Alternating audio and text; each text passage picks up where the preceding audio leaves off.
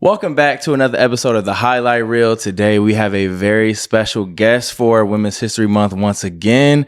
And we are here with Miss Marissa Meeks. And I'm going to go ahead and let you introduce yourself. So go ahead. Hello, everyone. My name is Marissa Meeks. I am a realtor. I'm a construction project management assistant and a serial entrepreneur. So I'm excited to be sitting here with Jiraiya. Yes, we got a lot to get into today. I also do want to point out and at least, I guess, acknowledge the fact that you are one of the people that was one of my first guests when this was a radio show. So shout out to that. Yeah. I'm so glad that we're going to be able to do this today.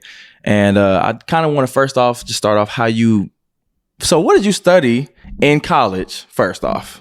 So you want to know my story? Yeah, because we're going to have to get into how you got into where you are now. Okay, yeah. So I originally studied fashion merchandising.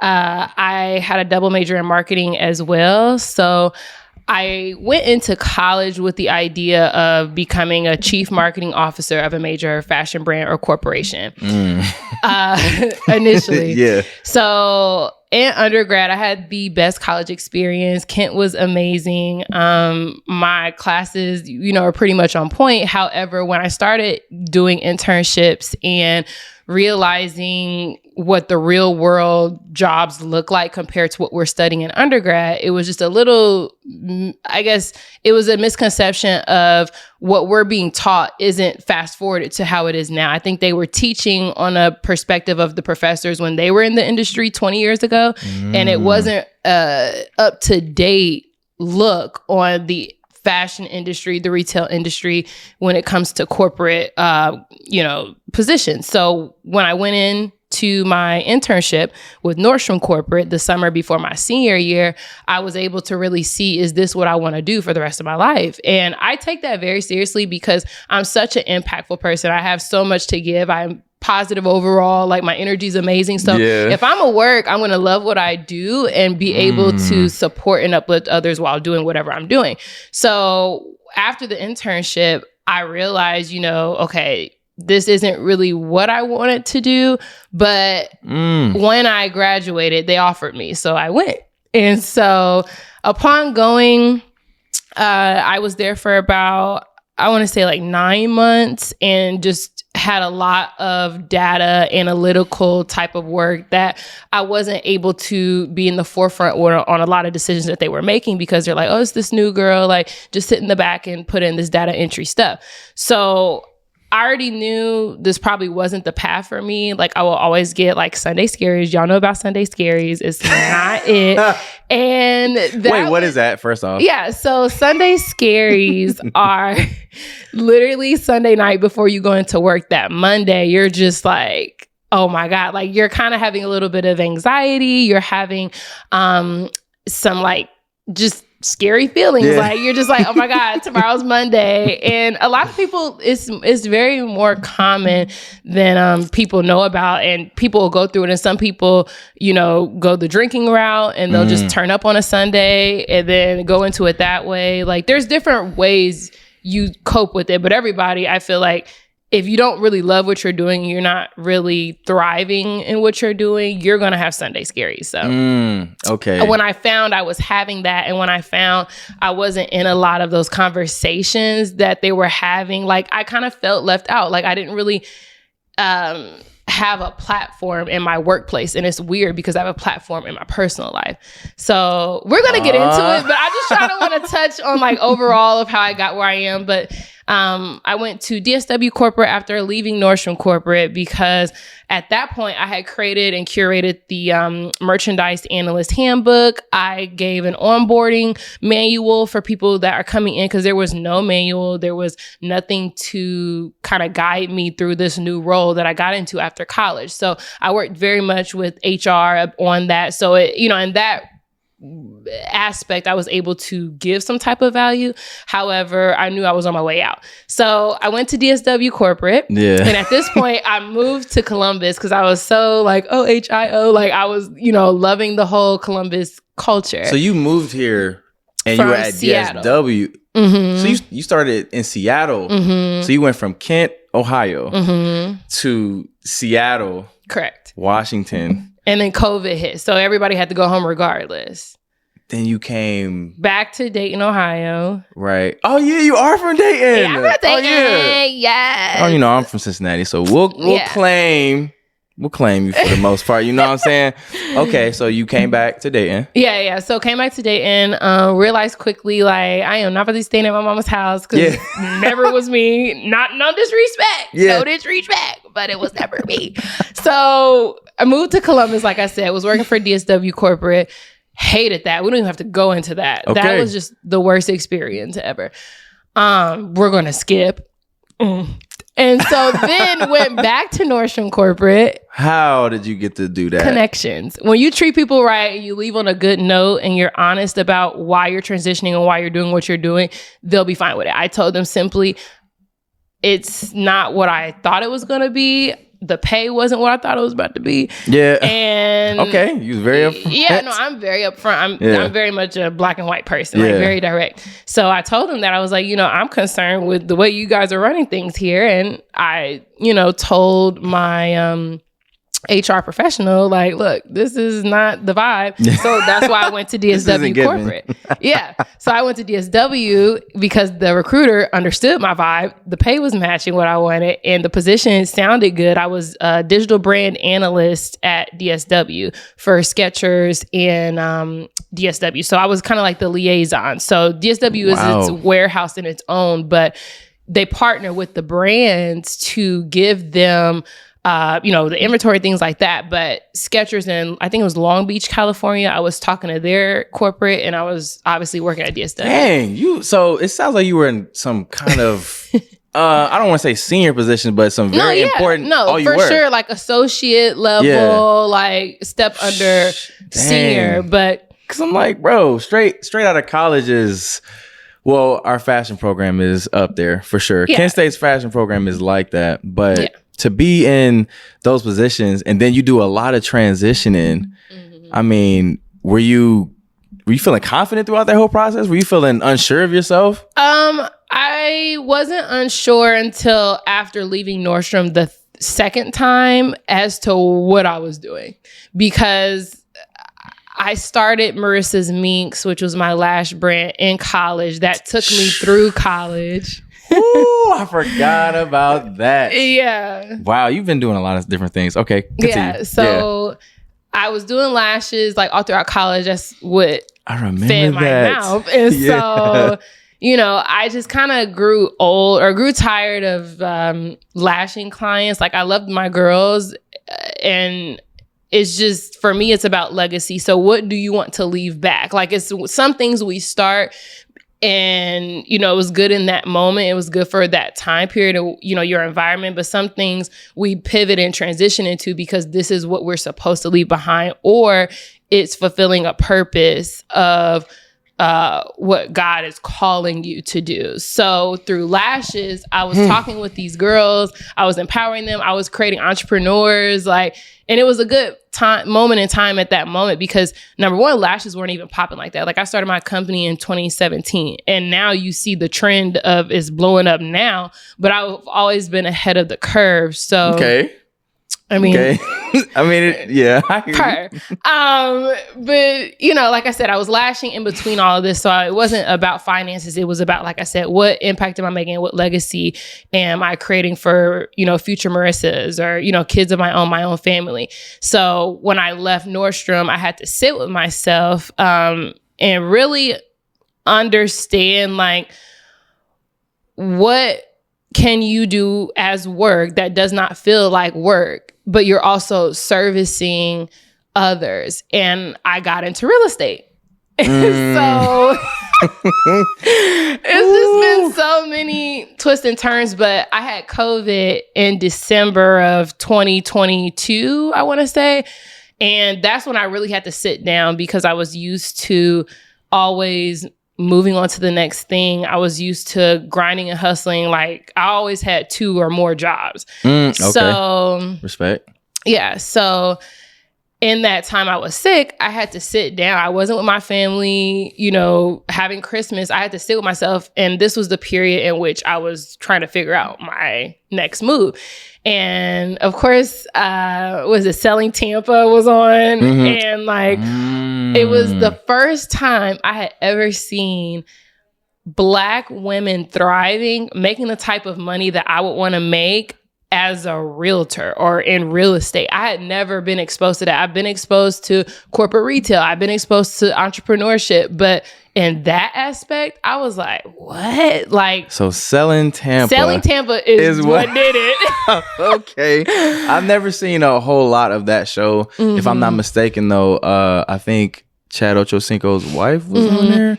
So I'm aware of it in that manner. Yeah. But for that to be the turning point is kind of funny. It's not gonna lie. Hilarious. Because I think, of course, in college I knew that you were studying fashion. Yeah. And then I saw that you were in real estate. Like once you moved to Columbus, when did you move to Columbus? 2022. Okay. Yeah. I was here for the first half of the year at that point. Okay. But I think when I saw that you were in real estate, I don't remember seeing you do anything with real estate, but for some reason it still made sense to me. Because I think just the way you present yourself, I was like, I don't think she was studying that, but I'm sure she pivoted for some reason and it's made sense. Right. So, and I feel like that's God. Like, and I'm very, spiritual, and I am a Christian, and I pray on everything that I do. So like you said, it just made sense because it just that's the whole idea of branding and personal branding, which we'll get into later as well. Yeah. But when you are called to do something, it doesn't matter what you come from or, what obstacles you have in front of you now, like it's going to happen. You're going to do it. You just have to seek that out. And I feel like a lot of times people get into things because they're like, oh, well, Marissa's in real estate and it's popping off for her, so let me get into it. No, pray on what you're supposed to do next. Take that time to sit down and really reflect on what you've done in the past, what has worked. For me, entrepreneurship has always worked for me. Right. Like when I did lashes, it popped off. Yeah. When I got into real estate, like I'm doing well. Like not saying that 9-to-5s are not important, but you have to find your overall industry, your overall niche, what culture, because sometimes corporate culture is not for everyone.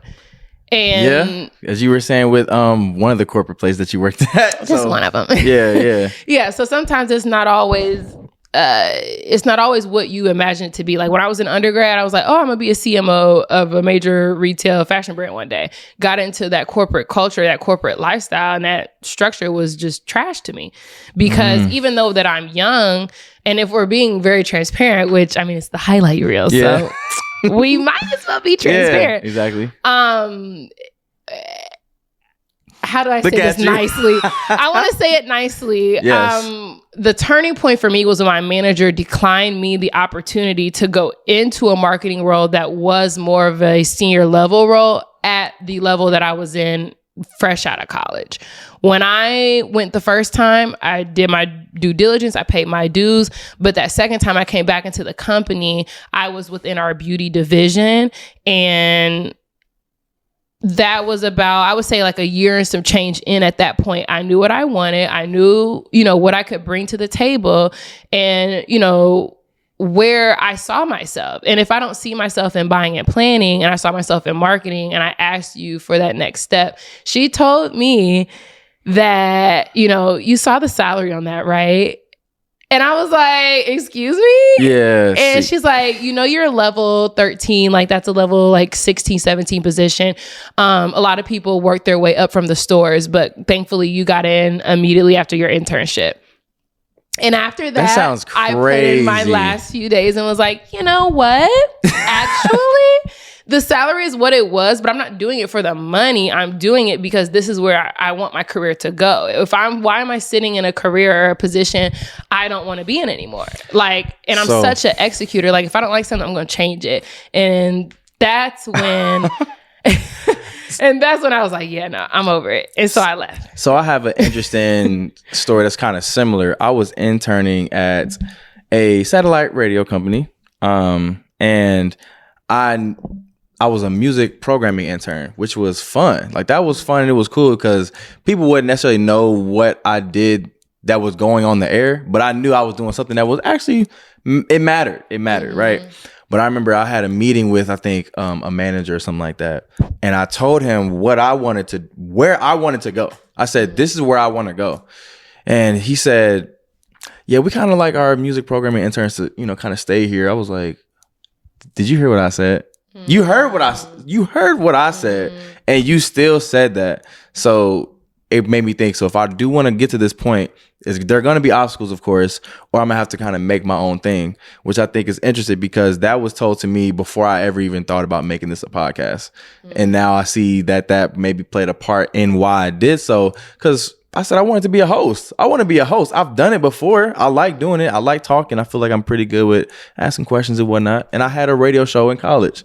So not saying that just automatically qualifies me for it right now, but I said, this is what I want in the future. So when he said, yeah, we kind of like for our people to stay here, I said, okay, yeah, it won't be here long. I gotta go. Like, I'm actually going to leave today. Yeah, I need to leave. Okay. Yeah. So COVID hit. I was at Christmas. Or COVID hit when it was Christmas in 2022, and I stayed home. I was sitting with myself. I was binge watching, the real estate shows, and I was like, I'm gonna do this because why not? Like, what I'm saying? So I studied. I actually stayed down a lot in 2023 because I knew what I was trying to do, what I wanted to accomplish. And I wasn't really posting on socials as much. I took a step back that whole year. I was studying. And once I passed, then that's when I came back out like, okay, I'm here. This is what I'm doing now. And in that moment, I knew I did the right thing because there were so many young women, so many young men coming to me that looked like us that didn't even know how to start looking for a home. And the funny thing is, those people were the most qualified.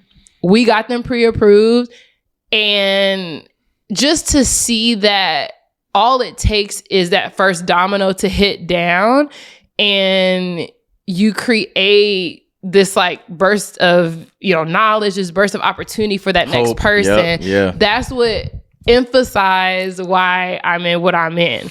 All right, so hold on really quick. I want to backtrack just a little bit because you said that you had to stay down to get to this point. And I would say that you're an extrovert. Would you say that? Oh, 100%. Okay. So when you had to basically take a step back to focus on the thing that you wanted to do, was that hard for you? Because I know for me, sometimes it's hard when I like to be social, be in the mix, but you might have to kind of be out of the mix, go out the way and kind of be, not silent, but away from where everyone else is to do what you want to do. Was that hard for you? Yeah, it was definitely hard. Because at that time in 2022, I was still in my partying phase. I was still in my going out phase. I was still, oh, Marissa's here. Oh, it's about to be lit.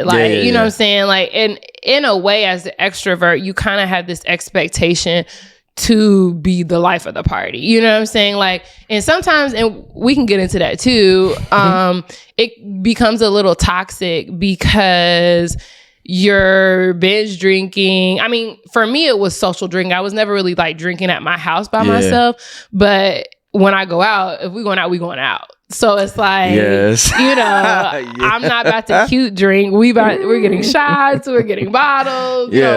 And when I was in that studying phase, that's when I learned even more what that sacrifice would do for my future, my career, and honestly, why I should dial back even more, because going out and kicking it and all that stuff, it was cute in college, but when you are out that college phase, number one, I'm tired.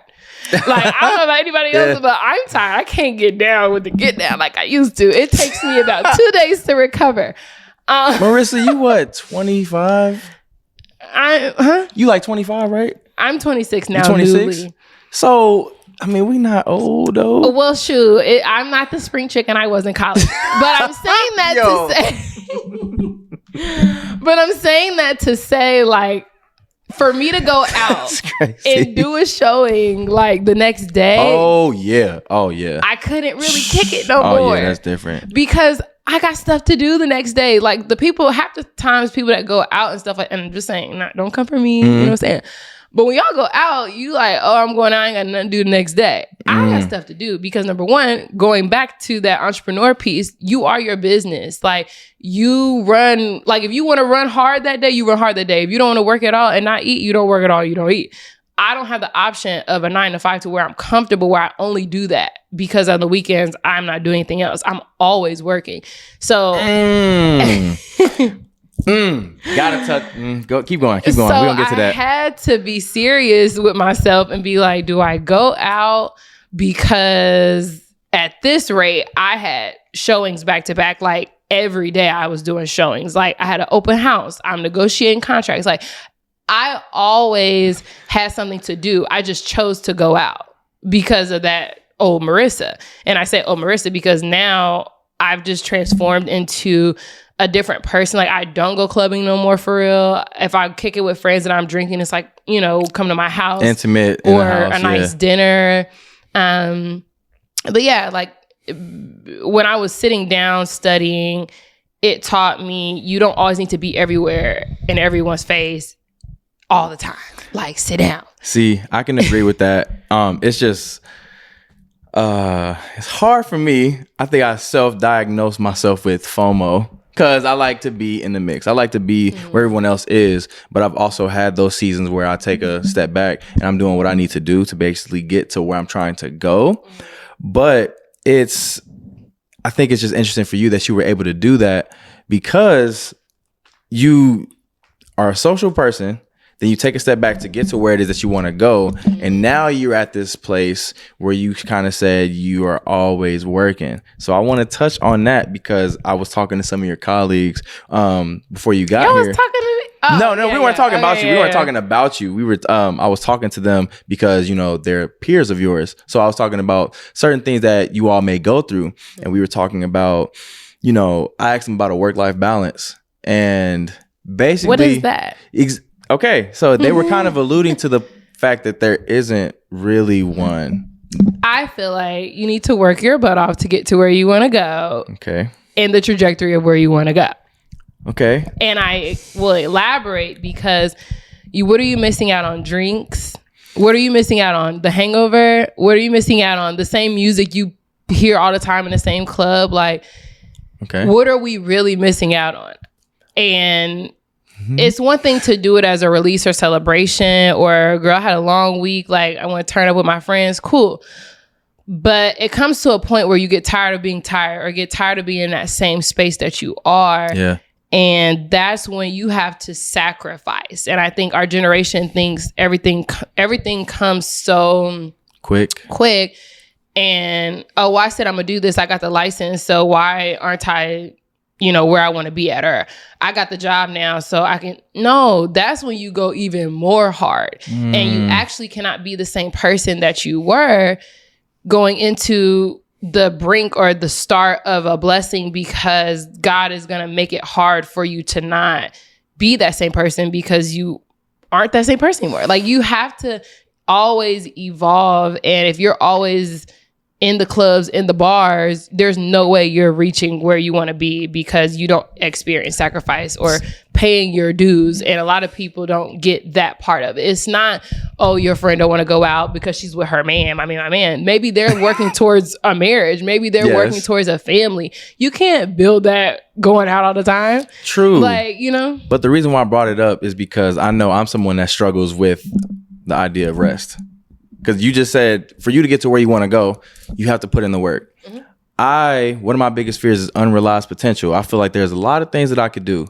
So if I don't do them, and then I'm looking back just saying, man, I could have, and now I'm trying to pass it on to a child to say, you can be this. Yes, that might be valuable information for them, but it'll be so much better if I do it and say, I understand where you might be, and this is what I did. So I know I personally struggle with that, because I feel like there's so much work that needs to be done to get to where you want to go. So I struggle with the idea of rest, but I still try to find those I still try to appreciate those times where I am resting, or try to make the time to do so, because we are not machines.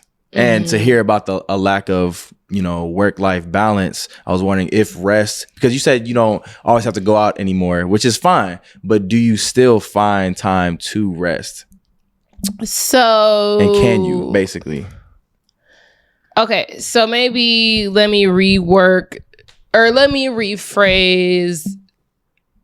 the idea of work or grind mentality.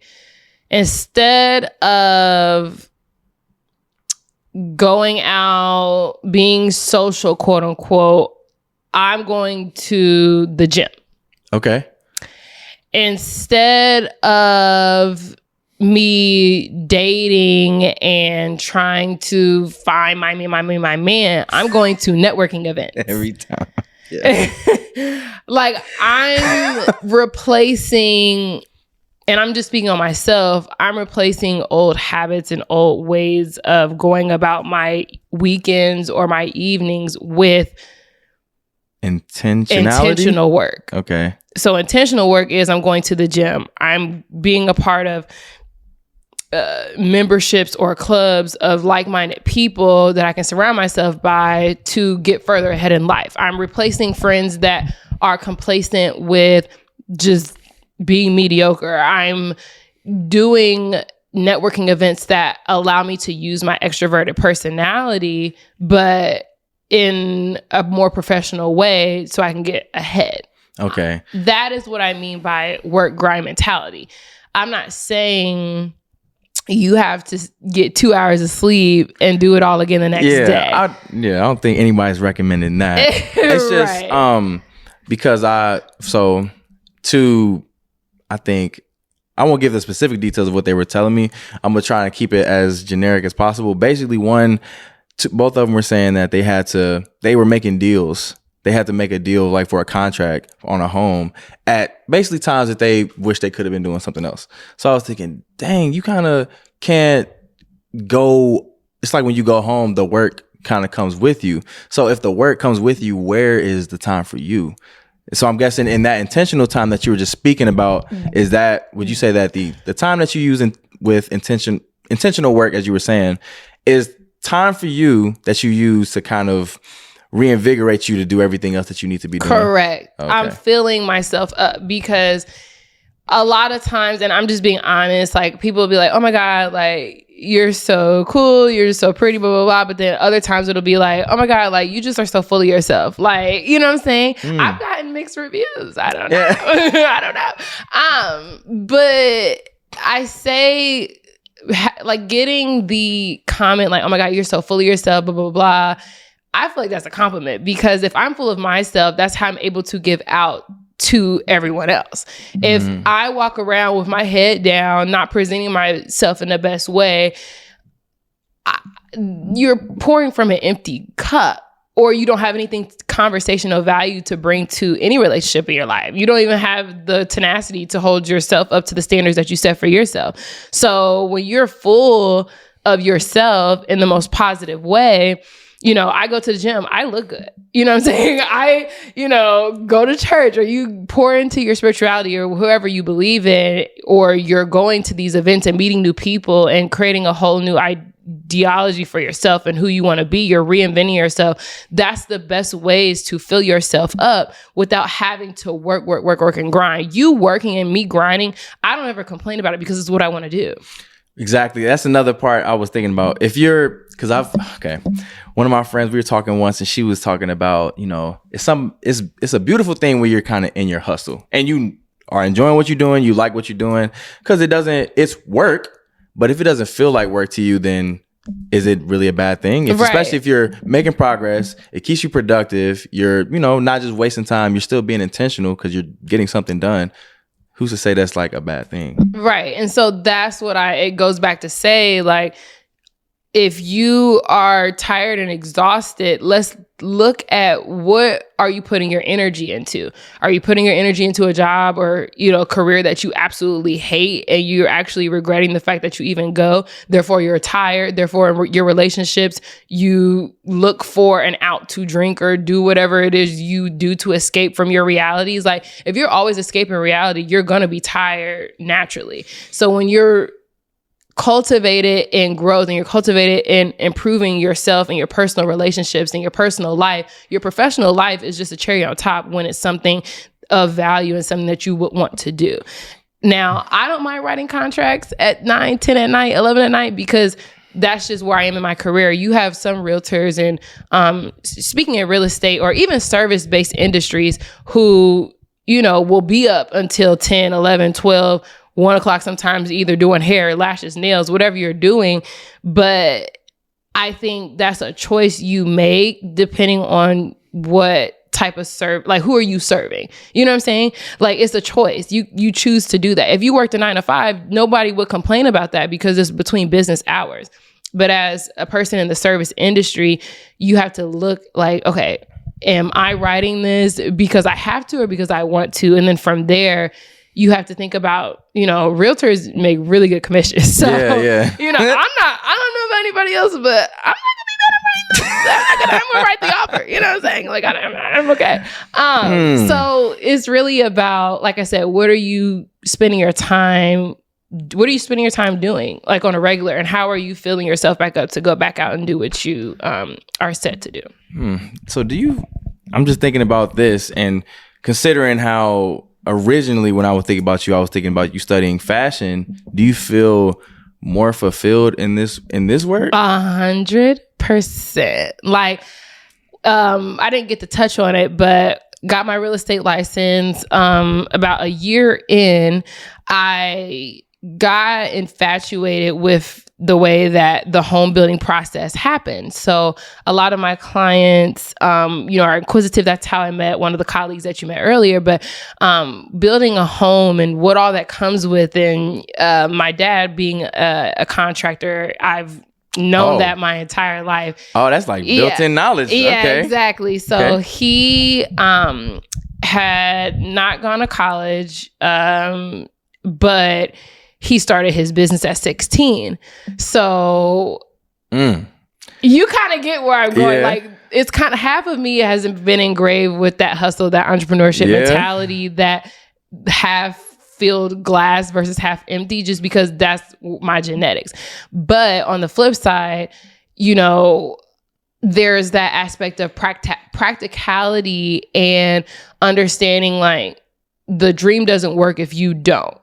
And having set schedules and set goals in place to achieve what you want. Because you can be a dreamer, but, like, how is that dream going to come true? You know what I'm saying? So with my mom, she's in education. So she's been in education my whole life as a principal. So when you have when you have a mom who's the principal, like, there's going to be some order up in that house. But then you have a dad who's like, well, I'm out here getting it, I'm grinding. I didn't do it the traditional way, but it's going to pop regardless. So then you get me, who is just that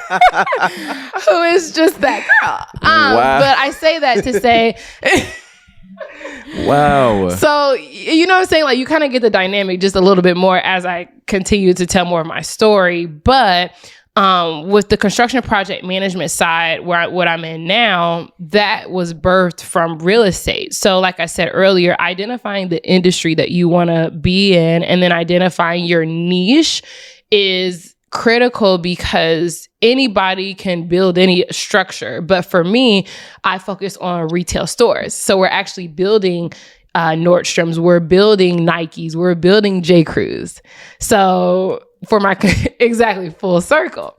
So even though I'm not in the buying office or the marketing department in that corporate retail, I'm still building all the retail stores within my construction project management role. But then I'm also able to give added value to my clients who come to me as buyers or, even sellers, because any home improvement work, my dad can do. He's a contractor. His company can come up here and do XYZ. Oh, you're looking to, buy a home. Okay, great. That's fine. But like, let's look at investing more in the fixtures and things like that. If you just like an open floor plan, like I can speak to construction jargon. I can provide that service and add value, as that's what I do in my day to day. Wow. So within my construction project management role, the company that I'm with, we focus, like I said, on retail, ground up development and things like that. So not only have I gotten into the project management role, and I have my real estate license, I'm also looking at the development aspect, because when you're working with retailers, Marissa, man, like golly, I know, hey, yeah, you got a lot. Okay. Yeah. So That when is you're a working lot. with retailers, you have to identify, certain opportunity within, a certain region. So the same store that you build in, I don't know, Milwaukee isn't going to be the same store you build in California, because their needs are different. The way they're structured is different. For example, in Seattle, a lot of their buildings have wheels on them because of the earthquakes. What? Yeah. Buildings on wheels. Yeah. And that is recommended is crazy. Yeah, just because, the way their lifestyle is, they get earthquakes a lot. However, in Ohio, we wouldn't really have that much. Like, when we think of a building, like we're thinking of the structure of the building. So when we're going to build, we're like, okay, we could take this off. Like certain things don't need to be in place. For Florida, they may have like steel, hurricane proof type of structures to build down there. So you have to work with a contractor or construction management company that knows that, So I'm just over here thinking, because you just referenced Seattle, right? Mm-hmm. But you weren't working in what you're doing now when you were out there. But that's still something that you noticed. But still, that's something that I knew and noticed. And now you can use that. Yeah. It's just funny how that all works. Yeah, that's what I'm saying. It's all about alignment and purpose. And like I said, using God as like kind of that, where am I going next? Yeah. Because he'll make you qualified when you think you're not even qualified. Can the church say amen? Okay. So, yeah. Man. Yeah. So there's a lot of pieces to Marissa, but... Wow. Yeah. I've been hearing that a lot lately. And it's just, you got to step out on faith, boy. Golly. Yeah. All right.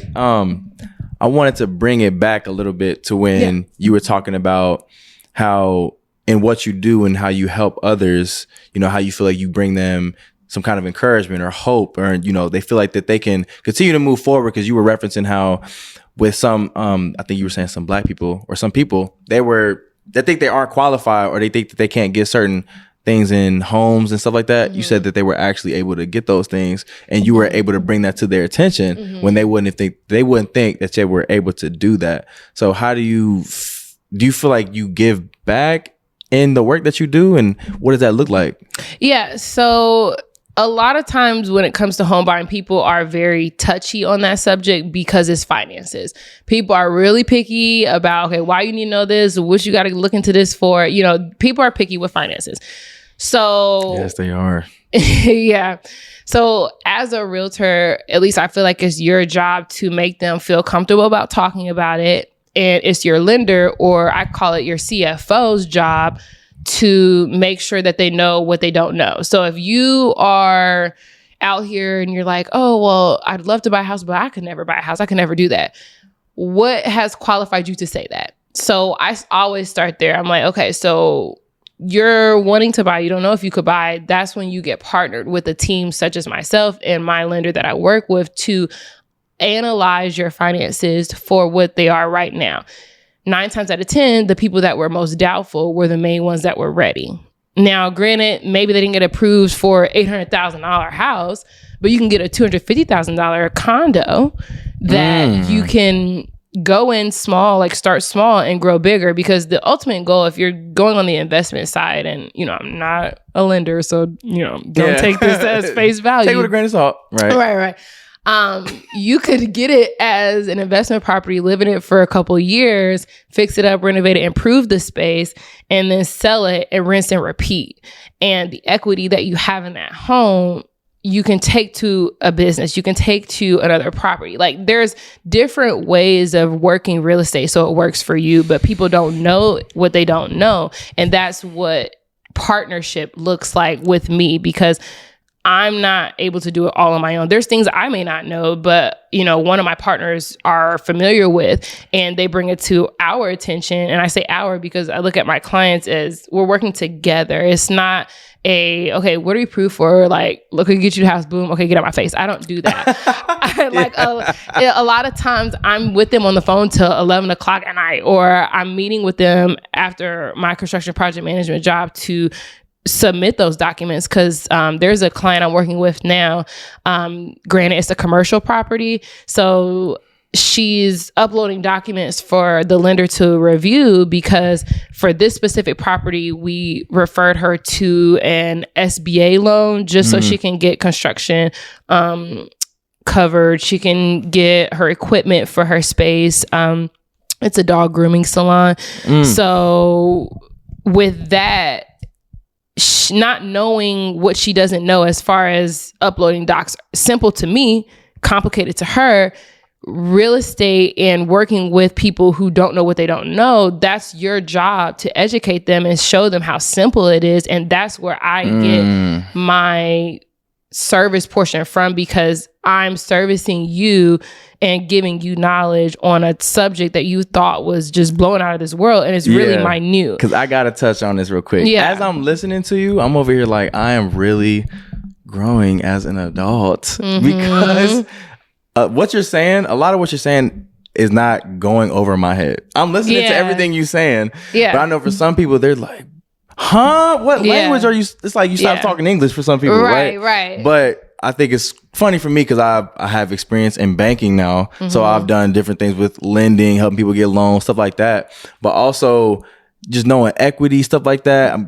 As far as trying to improve and better your life at some point, hearing these different things come out of your mouth, I'm over here like, I actually understand where some people don't. So I think I'm happy that you did bring it to where you simplify it for people. Exactly. Because I know for some people Marissa, they lost. Some people are like, what? Yeah. And so that's what it's all about, is bridging that gap, because I feel, and we could get into a whole thing, but reparations are due. I ain't gonna lie. Okay. I didn't want to take it there, but reparations are due for our people, because. And you feel like this is you helping get that. And trying to bridge that gap. And even if it's not your, or say, even if you're not ready to buy a home just yet, like now you know the steps and what you need to do to prepare to buy a home. Yeah. Now you know that you aren't too far off the mark. Even if you were pre-approved and we got you a house, things like that, and now you see it's possible. But it always starts with opening your mouth and asking for what you want, because there's a lot of people that kind of count themselves out before the game even starts, So let me ask you this then. Do you feel, it's like a two-parter, in the work that you do, are you ever nervous whenever you're speaking to people? And do you feel like there's a weight behind what it is that you do? That's a good question. I've never been asked that. Pause. I'll tell you why I asked, basically. Okay. So there was a gentleman that came in here, again, while we were, before we started shooting, there was a gentleman that came in here, and for some reason, even though this conversation had nothing to do with me, I felt like a weight, just because this gentleman was saying, I bought this property, I did this, talking about equity, saying I sold this for this much. Can you tell me this? I'm thinking there are a lot of important details in what happens in your day to day. And that doesn't happen to me often. I was just based like a fly on the wall, but I'm listening to the conversation. I'm thinking, bro, this would be nerve wracking for me, because working in banking, I learned firsthand, people, when it comes to people's finances, they will get, you could say, annoying. They get very particular because that is their livelihood. So to talk about someone's home, which is going to be one of the biggest purchases that you ever make, hearing these conversations, and like I said, I heard it just for a few minutes, I was feeling something. I said, bro, doing this every day, doing this one conversation multiple times a day, and then do it again and again and again. I would think that there's a weight behind that. And I wasn't even talking. I was nervous. So I'm thinking, how does that make you feel? Yeah. So I think, like I said before, it's partnership and collaboration and being able to be transparent and truthful. I think the biggest asset for me when I first started real estate was I wasn't afraid to tell my clients, this is my first time, dealing with a client. I just got licensed and we're going to do this together. Okay. When you start off and preface that relationship on that note, they're not going to expect you to be a know-it-all. And it limits the fears that you may have going into business with someone, because at the end of the day, businesses are relationships. So if I'm already lying in the relationship or perceiving to be this person that I'm not early on into the relationship, it's already built off fake news. You know what I'm saying? So in your head, you're the only one dealing and battling that within yourself. The person that's talking to you, they don't know that, but they can feel that energy. So, I mean, I would be foolish to say I'm not always like on high alert when I'm dealing with clients, because I'm either making a dream come true, or I'm helping them invest, or I'm helping them with wealth. Like, it's always a big deal, but it's how you manage and nurture that relationship. Because if I don't know something, I know somebody who does. And if they don't know something, I know somebody who does. And that's why you have, your lender partners, your realtor partners. Like, you are able to partner with that person, because when it comes to financing certain homes, like, okay, you need to talk to her about that. You know what I'm saying? Yeah. Because not only are you giving her, or, it may be a guy, whatever lender you're working with or your partner, you're giving them that credibility just as much as they'll give you credibility as saying, oh, Marissa will know about that area more. I would talk to her about that. Or, you are leaning on the strengths and identifying where are you strong and where are you weak. And as a realtor, in my opinion, that's the best way to go about it, instead of perceiving and giving this fake news, because I also think the real estate industry is cap. Some of it is cap. Like, I'm not even gonna lie. Cap like, is hilarious. No, because sometimes like you'll look at these people. That's cap. Because sometimes you'll look at these big investors online saying like, "What are you doing working that job? Do this, do that." Like, everyone's yelling at you on socials, and it's like, okay, you're not even implementing the strategy that you're trying to sell. Okay. Like, let's really be honest. You know what I'm saying? Like, everybody's like, okay, invest your money in this, and that. That worked for you. That may not work for the next person. Like, you have to meet people where they are and give them all the knowledge and the value and everything that they need in their toolbox to make that decision. So, in my opinion, if you're able to give value, they're going to want to come back, whether it has to buy a house or they're going to come back for a referral. And that's just the nature of it. So even though it's a high pressure situation, you also have to kind of be built for it. Like, I'm not really one to crack under pressure. And like I said, I'm very transparent and honest about my business and what I've done, what I haven't done. And I tell you that up front, but I always say, if it's something I've not done, we'll do it together, and I'll put you with the people that will help make this come true, because it's the reality of it all is you can't do anything by yourself. You can't do life by yourself. You can't do business by yourself. You have to always build your team. And I say I have a hell of a team, and I know that we'll get the job done regardless of what it is. I can give you an example. The client I'm working with on the commercial space, the dog grooming salon, this is my first like commercial deal. So it's completely different than residential, but I was upfront with her and honest about it. And I told her, let's focus on the, I guess, how am I trying to say, like the opportunity that there is for dog grooming salons. So the specific area that she's in, there are no other dog groomers in a 30-mile radius. So, man. You know what I'm saying? Oh, yeah. So you have to look at where is the advantage? Where is the opportunity? Where's the white space? But you know where I got that jargon from? Nordstrom Corporate. When I was working in corporate, they're trying to find that white space within retail. Okay. My project was like the big kid size strategy. So within that project, I had to find the white space between, I'm not a toddler, but I'm not a teenager. Where am I? Where do I fit in the middle? And so with real estate, that's what that is. Okay, with her business, why would I put her next door to another dog groomer salon? You know what I'm saying? She's trying to maximize her business and expand. So the fact that there were no other dog grooming businesses or salons around that area in a 30-mile radius, she's automatically getting that business. And I'm putting her in the forefront to make money. So I'm hearing a lot about, you know, how you kind of weave through some opportunities or obstacles that you could also say to basically help people get to where it is that they want to be. And it's also basically reinforcing why you switched to this and why you've continued to help people. But I want to also talk about some of the challenges that you face as far as, you could say, helping other people or in the workplace, but as a Black woman. So what are some challenges that you have experienced so far? Was working with a client, and we were looking in like the Dublin Jerome Village area. And on paper, looking at my name, Marissa Meeks, it's like, okay, she may be white, you know, like she's not Black as a Black woman. So that's checked. Okay. Then when you talk to me, some may perceive it as, oh, okay, like she could still pass, like, you know, whatever.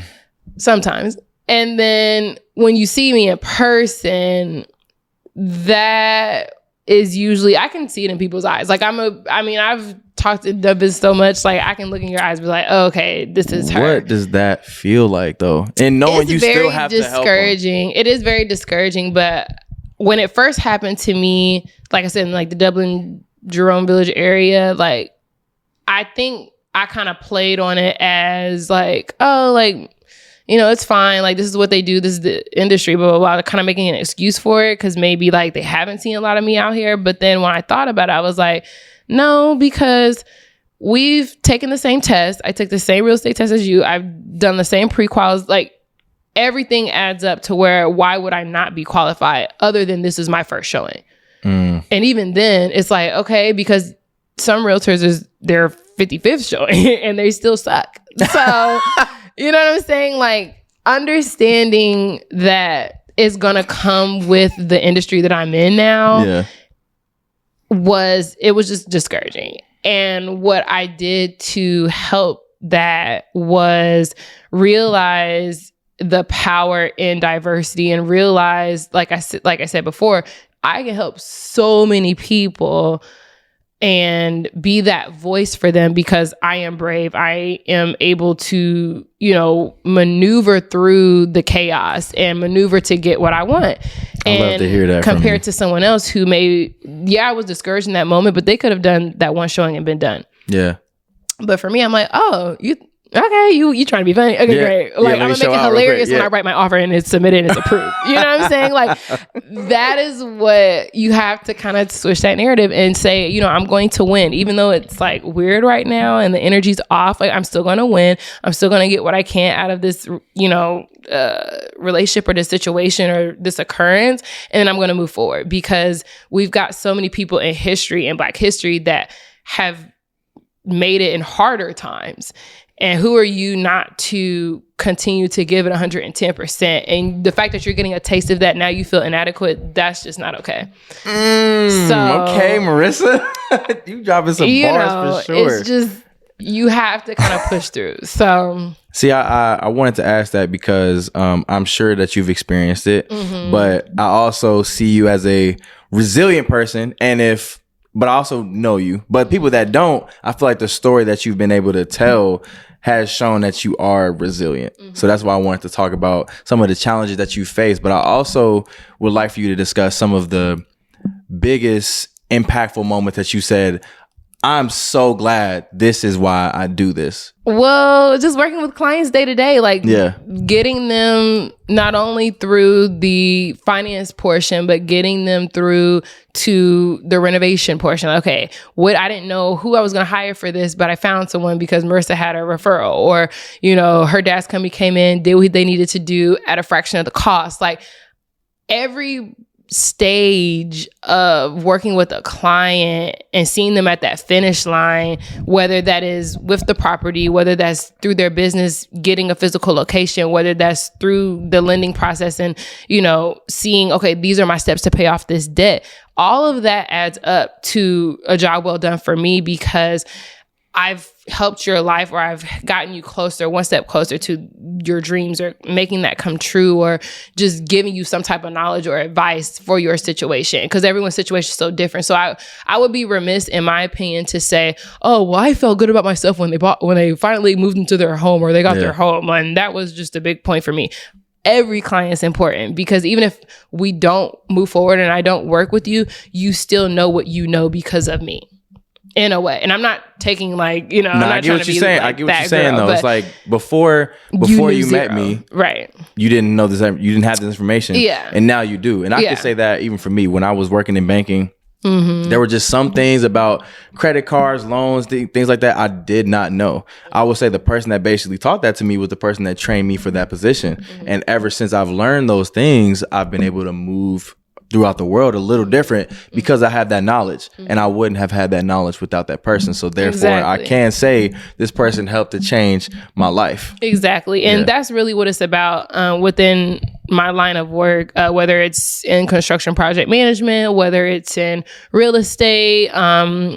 You have to just give as much as you can, knowledge wise, value add, any opportunity. Because even if that person's a millionaire, I can't relate to you, because I haven't made that money, but I can give value where I can in any conversation.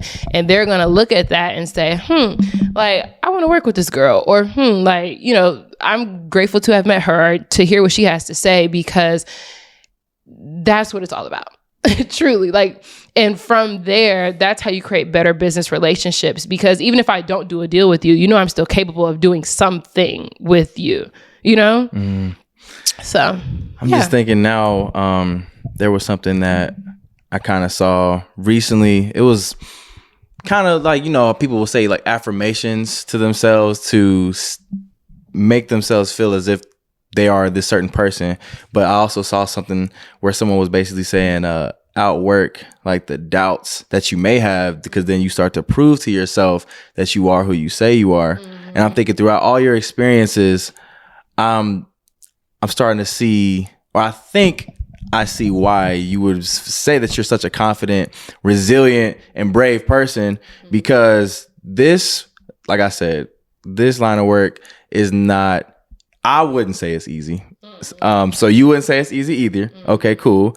Then just going from studying one thing, going across the country to be there, realizing you don't like that, pivoting to something else, realizing you don't like that either, and then pivoting into this, that's a story of resilience. Because it's like, all right, you didn't know what you were doing at one point, and then you feel like, all right, I went to college, did all of this, now what? But you've pivoted into this, and as I told you, it made sense. When you told me you were like, once I saw you in real estate, I said, yeah, that makes sense. Because I feel like if I was to see you, I would get confidence from what I believe that you know, and from what the work that I've seen you put in.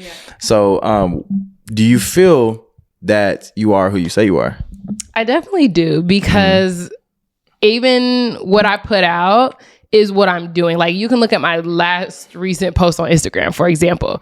Everything that I've detailed in there, my podcast I'm having with you, the work that I'm doing, the course that I'm taking in project management to learn more, my estimating and bid prep course that I've taken, I post that on LinkedIn. Anything I post is for the process. It's for the plot. Because if you go through like you said, if you go through my track record, whether it be on socials, whether you're just talking to me, you see how that's transitioning into who I am now. So I honestly lean more on what I've been through and my experiences and what I'm trying to do and what I'm going to do. And I portray that because that's going to help me remember why I'm doing what I'm doing. So yeah, I definitely feel like I am who I say I am, because I've not said no lie. I tell you a joke, but I would never tell a lie. Man. So yeah, for sure. I'm just, it's coming from me personally. I'm very proud of you, because just again, I feel like this is a kind of another full circle moment. You were one of the first guests that I had on my podcast, not on my radio show, when I was in college, and here we are doing this. And then I didn't even know all the different things that you pivoted through. Because I figured, you graduate with one degree, maybe you don't go specifically into what to what you wanted to do, but you could use those transferable skills to get to something else. And there was more to the journey than just that, but you've detailed that. And seeing how you've made it to this point. Here we are in this beautiful model home, right? Yes. And just talking to you, just hearing your story, I think is very important, because a lot of people do need to know more about certain details in order to get themselves a home, because of course a lot of Black people feel like they can't, feel like they're not qualified. And as you said, some people that feel like they aren't are actually some of the most qualified. They're just scared, and then you work just through, like I said, don't know what they don't know, but they don't have that to ask. Exactly. Because I'm not gonna lie, a lot of my clients are people I've either went to school with or service providers that have, done my hair in the past, or, whatever. Like, I have some type of prefaced relationship with them. Yeah. So honestly, that's even, I was going to say the opposite. I feel like it's even harder for them to come to me with it, because I get a peek into what you really got going on. So if you're posting, you're on trips and you got this and that, but you have 1,000 in your account, I'm going to see that. So, you know what I'm saying? That's what I'm saying. So sometimes it is a little intimidating, because the people we know could get us to a point, but you have to be willing to be transparent with them and honest about your situation. And I think that's sometimes hard, but I mean, the people that I know, they know me, and that, I, especially as a realtor, you are sworn to secrecy on a lot of the stuff that you do. And it's not a matter of this is where I'm at right now, but I portray this. It's a matter of where do you want to be? Because personally, I'm not looking at your socials as like the blueprint to where you really are in life. I'm looking at your actions. What is the outcome of that, and your process of how you work through things? Because you could talk to me and say, oh my God, you're so resilient, and da-da-da-da. But then, after this, I like show opposite. You know what I'm saying? Yeah. Like, so it's just all about, like I said, being transparent and being open and honest in business and in life in general. Because look at you, like, you've gone to this point because you said, hey, I'm interested in doing this. I want to do this. You're literally putting stories on a platform to where you can look back and say, I've had the honor of working with you and when I started at ground zero. Yeah. But people don't ever want to talk about when ground they were down here. They want to talk about, I'm here now. So, and it's like, no, like, own where you were at. Like, please, because that makes more of a story. No one wants to hear, oh my God, I'm rich and I've got all these millions and like, I'm just that girl. Like, no, they want to hear, where did you come from? Because that's when you touch people the most. It's not about the end. It's about that process and that journey. And that's why I'm so vocal on everything that I've done, because I haven't had a straight path. It was never linear. It was always up, down, sideways, round, loop to loop, down. It's always been that. So that's why, I'm able to present myself and be who I am today, because I know it's not going to be 100% all the time, and maybe negative 100%, but that's still fine. You still have to move through that. So Marissa. Wow. You have dropped some absolute bombs. Like, you dropped some absolute gems today. I do want to ask you, like, what is it that you want people to know about you the most in the work that you do? Because they might maybe pedestalize you and say, oh, she's rich now doing all these different things, or just people might see you in a different light if they don't know you, or even if they did know you or do know you. So what is it that you want people to know the most about you? That God is at the front of my life, and he's the one who's got me to where I am today. Because there was a point in time where I was doing all this work, but didn't have a purpose. And I think God emphasizes your purpose. And I would say, if you are not spiritual, if you're not into any type of higher power, get that, because that is what you lean on when you can't rely on yourself to get you through your day when it's really bad. So that's what I would say is find God. That's what I want people to Lord know. Have mercy. And it's because of him that I'm where I'm at. Truly, because there's no way, and you said it so many times and in so many words, but I do a lot. I've seen a lot. I've gone through a lot. I've been able to pivot, but it's because I rely on power higher than myself. I can't do it all by myself. And that also, talks back to a team, having a team and a tribe like that supports you. So that's what I would say. I would want people to know it's of God. It's not me. So, wow. Yeah. Oh man, thank you so much, Marissa. Yay! I'm really glad that we were able to do this. Same. Like I said, you have dropped a lot of information. And I want to go ahead and give you a second to plug yourself for the work that you do. So go ahead. Yes. So if you're looking, I don't know where we're looking. This one right here. Okay. This one right. So if you are interested in any real estate services, contact me at MSMARISAMEKS. That's on Instagram. And you can also email me at Marissa with one S .MEEKS at exprealty.com. And that is exprealty.com. I say those two would plug me the best because I'm not going to give my number out. Of course. Right. Yes. So yeah, definitely follow me on Instagram and email me. Absolutely. Yeah. Thank you so much for your story. Like I said, we talked about your bravery, resilience, your strength. And I think the people got to see the vibrant personality. Yes, you are yes. you are a character, but a person of impact as well. And I want to say thank you for being a guest on the highlight reel for sure. Thank you for having me. He's awesome. He's that guy. Tap in. Thank you for you. Thank you to you for allowing people to tell their stories and have this platform to use as well. And you are going far. You're already that guy. So I'm just, waiting on Forbes to wake up. Hello. Appreciate that. And you're amazing at what you do. The work in itself, just being able to be a host of such a platform, knowing what questions to ask, how to get people comfortable in the space is just, you are touched as well. Anointed. Because if I was a host, I'd be taking over, Thank you. So yes.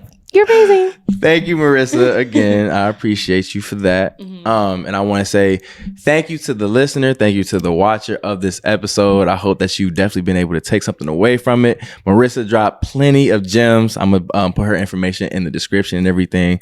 Make sure you like, comment, subscribe, tell a friend. Marissa, you do the same thing. Of course. Yeah. You know I'm going to tag Of course. But I just want to say thank you for tuning into this episode of The Highlight Reel. That's been your episode. Peace out.